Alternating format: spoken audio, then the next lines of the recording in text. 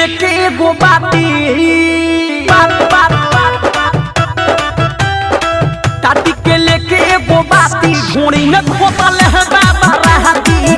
टाटी के लेके एगो बाती ढूंढी में खोदल है बाबा रहती। बाखोर पाती सखी बाखोर पाती बाखोर पाती सखी बाखोर पाती। आई हो दादा चुमा मंगला पदे नी डाटी ढूंढी में खोदल है बाबा रहती। टाटी से खींची एगो बाती ढूंढी में खोदल है बाबा रहती।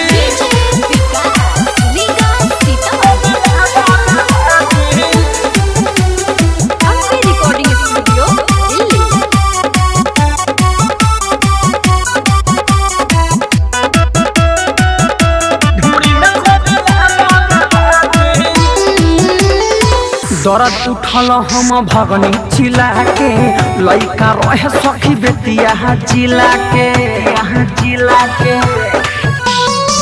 दर्द उठल हम भगनी चिला के लइका रहे सखी बेतिया जिला के भइल बाबा ले वही राती भइल बाबा ले वही राती ढूंढी में खोदल है बाबा रहती। टाटी से लेके एगो बाती ढूंढी में खोदल है बाबा रहती।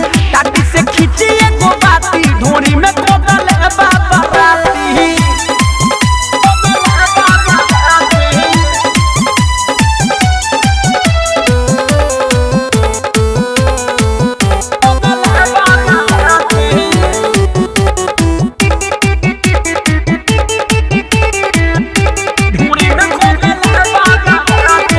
राइटर छबीला या बिरजस बहारे हो धोके कलाई कोहे कलहना प्यारे हो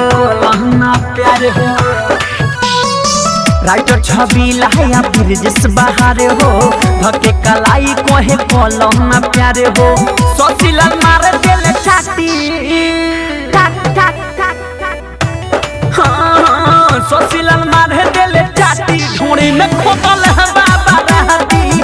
टाटी से लेके एगो बाती ढूंढी में खोदल है बाबा रहती। टाटी से खींची एगो बाती ढूंढी में खोदल है बाबा रहती। बाखोर पाती सखी बाखोर पाती बाखोर पाती सखी बाखोर पाती। आई हो दादा चुमा मंगला पदे नी डाटी ढूंढी में खोदल है बाबा रहती। टाटी से खींची एगो बाती ढूंढी में खोदल है बाबा रहती। Recording studio Delhi.